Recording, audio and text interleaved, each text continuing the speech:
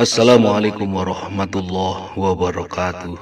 Wahai saudaraku, yang hendak ana sampaikan pada pagi hari ini tentang makom seseorang. Ana membicarakan ini mengambil sebuah referensi dari beberapa kitab.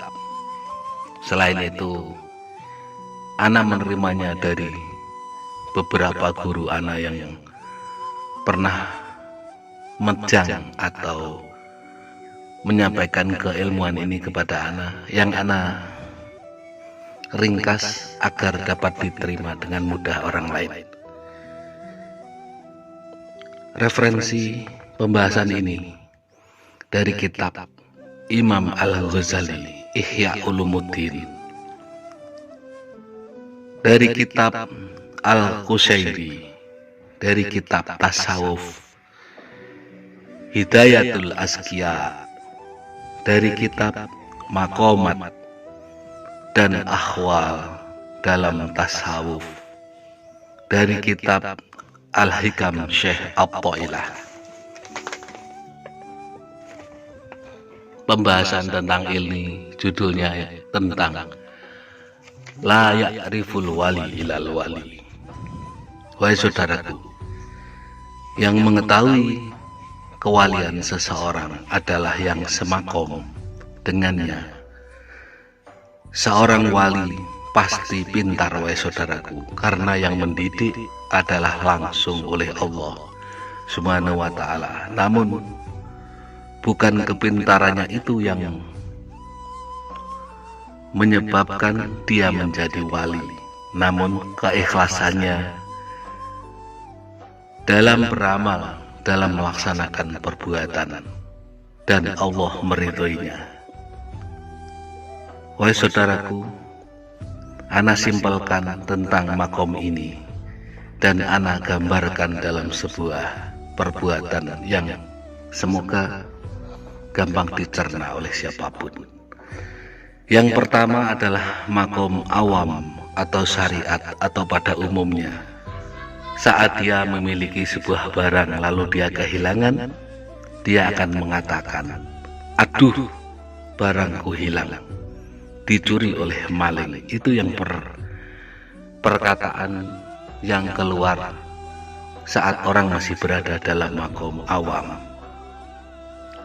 saat dia kehilangan sesuatu, wahai saudaraku. Itulah kata yang terlontar dari ucapannya. Lalu yang kedua adalah makom ahlul istilal. Saat dia kehilangan barang, dia akan berkata, waduh, barangku telah diambil oleh iblis yang wujudnya manusia. Itu makom yang kedua, wahai saudaraku, yang disebut dengan ahlul istilal. Lalu makom yang ketiga, makom yang sudah berada dalam ilmu hakikat, yang disebut dengan jam'un atau farku atau ihsan. Saat barangnya hilang, dia berkata, waduh, barangku telah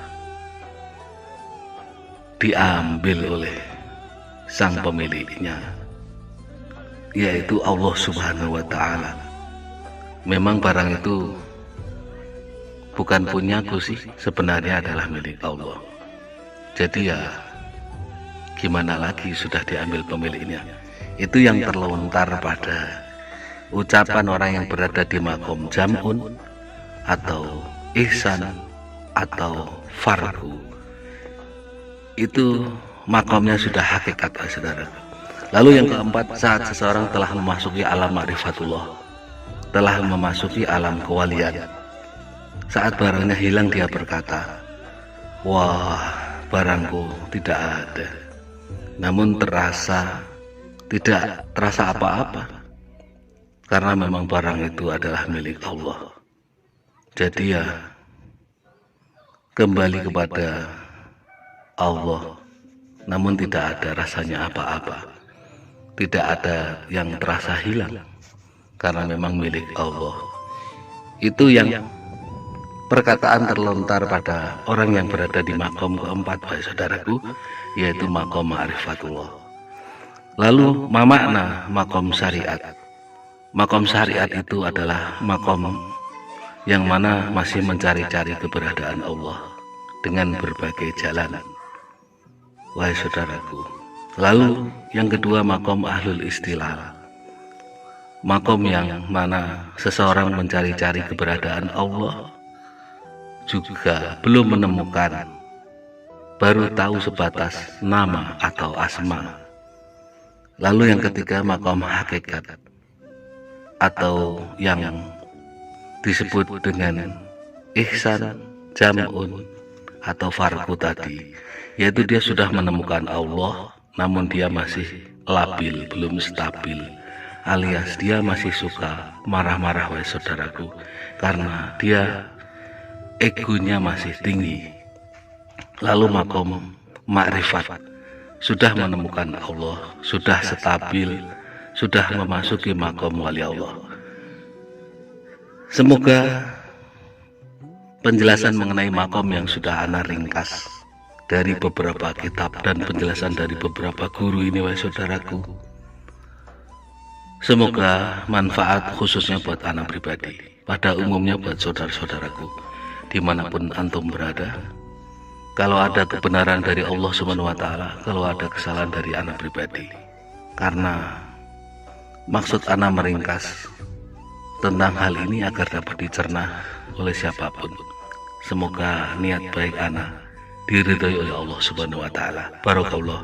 Rahayu semuanya. Assalamualaikum warahmatullahi wabarakatuh.